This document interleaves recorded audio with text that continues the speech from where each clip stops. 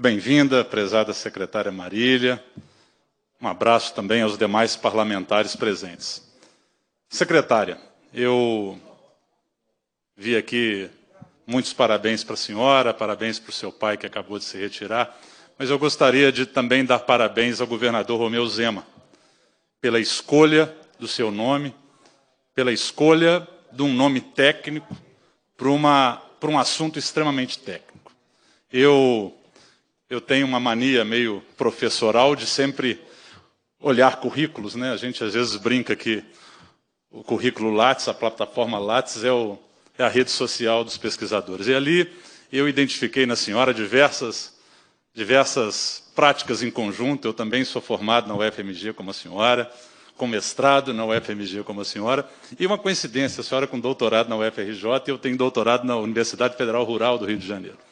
Então, eu inicio essas palavras dizendo da minha alegria e da minha satisfação de ver um nome tão qualificado para tratar de um assunto que exige de todos nós, gestores, responsabilidade e inovação. Eu digo para a senhora que, como presidente da Comissão de Agropecuária e Agroindústria, a minha grande demanda é o meio ambiente. Hoje pela manhã, junto com a secretária Ana, nós conversávamos sobre a senhora e ela falou, a secretária Marília é uma grande parceira desse conjunto do Estado de Minas Gerais que precisa produzir. Quando eu observei a apresentação da senhora, a senhora relatou que algumas vistorias ficaram prejudicadas devido à pandemia, mas o agro não para.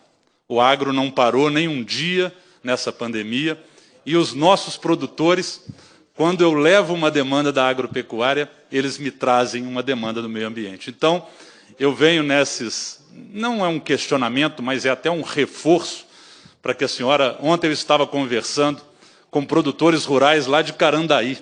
Carandaí é um celeiro de Minas Gerais, né? Carandaí está entre os 4 maiores produtores de cenoura e tomate do estado de Minas Gerais. E ontem, conversando com o presidente do Sindicato Rural, o Breno, a quem eu mando um abraço lá de Carandaí, aos presidentes de associação de Pedra do Sino, de Chuí, de Tabuleiro, vários deles aflitos com a questão ambiental. E eu vi na apresentação da senhora o seu compromisso, a sua atenção, mas eu venho aqui pedir mais uma vez essa atenção e essa flexibilização responsável dentro da sustentabilidade. Nós conversamos demais sobre autorizações, né, de intervenção no ambiente. Essas intervenções elas precisam ser analisadas à luz do produtor. Às vezes nós temos o impedimento que seja colocado um pivô de irrigação, porque ali tem uma árvore que não poderia ser retirada. Eles estão preparados para recompor esse impacto ambiental. Então, eu solicito à senhora que continue atenta, que continue entendendo que o produtor, às vezes, não tem voz. E ele, às vezes, até desanima de produzir por conta dessa dificuldade que nós evoluímos muito nesses quase 2 anos de governo, mas nós temos a evoluir muito mais, principalmente por conta dessa parada que não estava prevista. Então, eu faço essa primeira pergunta para a senhora, eu tenho uma segunda, relativo ao que nós podemos fazer para evoluir. O que nós podemos fazer para compensar esse tempo de pandemia que estivemos parados. E a segunda pergunta, e até para que a senhora possa falar um pouco mais disso, e eu tenho certeza da satisfação do nosso presidente, deputado Noraldino, de ver tratado aqui dentro da secretaria, dentro da discussão dessa comissão do meio ambiente, a questão da causa animal. Eu, como médico veterinário, é uma causa muito, muito especial para mim, e não existe causa animal, não existe controle populacional, não existe proteção animal se não houver educação. Então, esse projeto, Um Papo Animal, eu tenho certeza, sem saber de nada, que certamente tem a mão, o dedo e talvez o braço do nosso presidente, deputado Noraldino, no auxílio e nas ideias sobre isso, que a senhora falasse um pouco mais e estabelecesse para nós a meta. E como nós, parlamentares dessa casa, poderemos cooperar para que a educação, a consciência da nossa criança, que é o principal vetor de transformação dentro da família, dessa importante causa que é a causa animal, e dizendo que a educação ela não é a melhor solução, ela é a única solução, secretária. Então, eu faço essas duas perguntas. Muito obrigado pela participação. Muito obrigado, deputado Coronel Henrique. Mais uma vez aqui, eu quero enaltecer o trabalho e a grande cooperação que o deputado Coronel Henrique tem dado ao meio ambiente e também à proteção animal do Estado. Quero agradecer, deputado Coronel Henrique, que ajudou também a todos nós a incluirmos aí, a colocarmos a Secretaria de Meio Ambiente como a secretaria responsável pela implementação das políticas públicas em relação a toda a fauna, inclusive a fauna doméstica. Então, e parabenizar também a secretária Marília, né, Coronel Henrique, porque, e a Secretaria de Meio Ambiente, está aqui o Malar, o Anderson, o Diogo, que compõem esse corpo técnico, e parabenizar a secretária Marília, como o coronel colocou, um trabalho muito exitoso, quando a coordenação ela desenvolve um trabalho junto com as crianças. Então, parabenizar e dizer que o Coronel Henrique tem muito a contribuir com com esse currículo maravilhoso que tem e com a formação de veterinário. É um grande apoiador e um grande parceiro na causa animal. Com a palavra, secretária Marília. Coronel Henrique, muito obrigada pelas palavras iniciais e feliz a nossa coincidência de formação em comum e universidades próximas, inclusive no doutorado no Rio de Janeiro. Eu também sou professora, como você teve a oportunidade de ver no meu currículo, então também sempre tenho esse tom professoral, que acho que realmente a educação não é a única saída, para a melhoria da nossa humanidade. Então, é assim que eu exerço também a minha função de educadora. Sobre a questão dos licenciamentos, autorização de intervenção e outorga de direito de uso de recursos hídricos, Coronel Henrique, assim, a outorga dos nossos atos autorizativos é aquele que menos demanda vistoria de campo, né? Então, nós, nesse governo, passamos de um passivo de outorga de 25 mil processos, hoje temos um passivo de 7.800 processos. Como eu mencionei, todo o nosso esforço para a redução do passivo vem ocorrendo desde o início desse governo. Entretanto, sabemos que os nossos desafios ainda são grandes. Quando eu falo da outorga especificamente, porque era minha responsabilidade antes de vir aqui para a secretaria, em que pese todo o nosso esforço e o resultado de 25 mil para 7 mil, 7 mil significa, em média, 8 meses de aguardo para autorização de uso de água, que nós sabemos o que isso gera de impacto para a vida do produtor rural, que depende da água para a sua produção.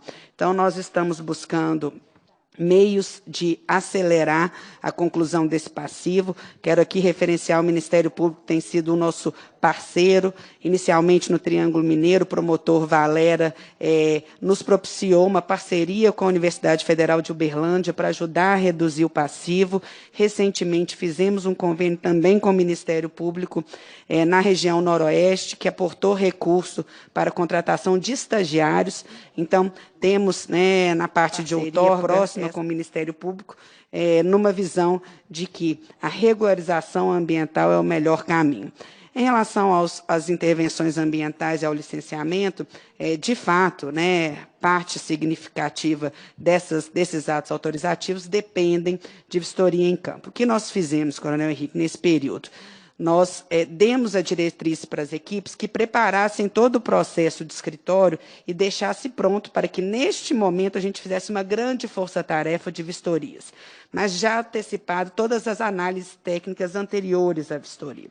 Então, nós estamos, junto com as equipes, o Anderson com a regularização, o Malar com a intervenção florestal, trabalhando nesse mutirão para que esse represamento que houve em função das dificuldades de vistoria sejam superados o mais rápido possível a partir do estabelecimento da onda verde nas nossas regionais. Então, nós estamos tratando com muito cuidado. Eu mencionei, deputado, aqui também, nós estamos já em fase final, acreditamos que ainda no mês de dezembro a gente regulamente o PRA, né? Então, esse será um grande ganho para o nosso Estado e é uma demanda muito forte da área rural. A partir dos cadastros ambientais rurais, a gente ir para o processo de regularização, com o programa de regularização ambiental.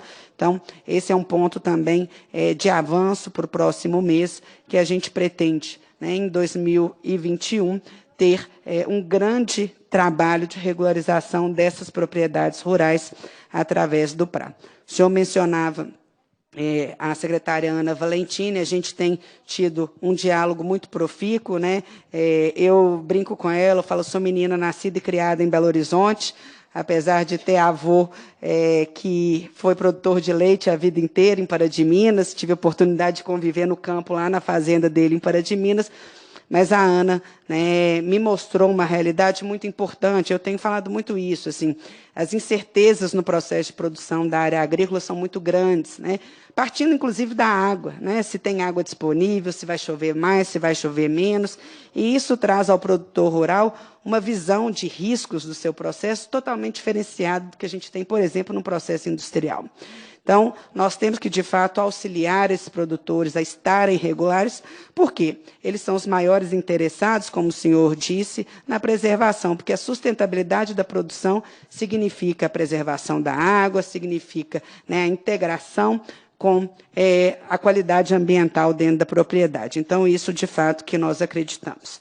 Então, essa é a primeira pergunta. Em relação à causa animal, nós sabemos que esse é um tema também muito caro para o nosso presidente, deputado Noraldino. A gente assume, então, a competência da fauna doméstica recentemente, né, posso dizer assim. Estruturamos uma equipe na nossa subsecretaria de fiscalização, mas hoje estamos, inclusive, repensando esse processo, inclusive com a ajuda do deputado Noraldino, de reforçar não só as ações de fiscalização contra maus-tratos, mas de educação, né? Então, hoje nós temos uma área, que é uma subsecretaria de saneamento e gestão ambiental, e pretendemos, né, não só esse programa que eu mencionei aqui, que dialoga com as crianças nas escolas, mostrando a importância, né, do trato animal, combatendo maus tratos animais, né, falando um pouco do direito animal também, que é muito importante, mas que a gente possa ampliar isso para outras escolas, e especialmente dentro das próprias escolas públicas, né, das escolas estaduais, que são geridas pelo governo do Estado. Então, esse é um tema que a gente pretende remodelar, de fato, a partir do próximo ano, para ampliar. Não temos ainda as metas estabelecidas, mas, em breve, reportarei ao senhor, né, as nossas metas em termos de abrangência de crianças que pretenderemos alcançar. Muito obrigado, secretária Marília. Eu passo as palavras para as suas considerações finais ao deputado Coronel Henrique. Muito obrigado, senhor presidente. Secretária, eu não poderia, nessas considerações finais, deixar de repetir o que eu disse ontem para o secretário de Saúde, doutor Carlos Eduardo, para a secretária Ana, e para a senhora, formando o tripé da saúde humana, da saúde animal e da saúde ambiental. Essa pandemia, ela trouxe à baila a relação indissociável que existe nessa integração dessas saúdes, e eu sempre cito que a grande hipótese mais aceita pelo mundo inteiro é da origem dessa pandemia naquele mercado de animais vivos em Wuhan, na China, justamente pela falta de uma consciência de uma política de saúde única. O mundo inteiro vai ter que reformular suas práticas, o mundo inteiro vai ter que reformular suas políticas e as suas legislações. Eu ontem comentei que alguns países da África, por graçar entre a população zoonoses, doenças comuns aos homens e os animais, já tomaram essa iniciativa há mais tempo, de haver uma fusão de ministérios. Não existe mais o Ministério da Saúde e o Ministério da Agropecuária, existe o Ministério da Saúde única. E eu apresentei um projeto de lei nessa casa, um programa de incentivo às políticas públicas de saúde única no Estado de Minas Gerais, e lanço à senhora, nessas minhas considerações finais, que dê os braços à Secretaria de Saúde e à Secretaria de Agropecuária, Agricultura, Pecuária e Abastecimento, para levar para a prática, talvez em projetos pilotos, talvez identificando ações que sejam comuns às 3 áreas, para que deixe de existir, secretária, às vezes o diálogo que, isso não é atribuição minha, isso é atribuição da saúde. Não, isso não é atribuição minha, isso é atribuição do meio ambiente. Eu digo que nós, como parlamentares, como responsáveis por dar voz e fiscalizar as ações do Executivo, quem está lá no dia a dia executando, fica talvez difícil enxergar novas práticas. Então, é como contribuição dessa casa que vocês levantem essa bandeira. Levantem essa bandeira, que é uma bandeira do futuro da nossa gestão. Se não tratarmos com responsabilidade o mundo como tendo uma saúde única, nós enfrentaremos no futuro os mesmos problemas que estamos enfrentando no dia de hoje. Por uma Minas Gerais mais forte, por uma saúde única, eu parabenizo a senhora e desejo muito boa sorte na condução da sua gestão. Muito obrigado, presidente Noraldino. É uma honra poder estar aqui nessa comissão de meio ambiente, que é uma comissão irmã da agropecuária e agroindústria, especialmente por ser conduzida por um presidente que, mais do que uma missão parlamentar, ele tem uma missão de vida, essa defesa dos animais, aqueles que, lá na minha terra infância, eu escolhi estudar e defender e ser médico veterinário. Muito obrigado. Muito obrigado, deputado Coronel Henrique. Parabenizando pelo seu grande trabalho, pela grande parceria que tem feito, principalmente aí na defesa do meio ambiente e na defesa dos animais. Ressalto aqui a importância do seu mandato para essas causas tão nobres no Estado e já colocando aqui, muito bem lembrado aqui, sobre esse conceito que hoje domina o mundo, que é o conceito da saúde única, né? A indissociação da saúde humana com a saúde ambiental e a saúde animal.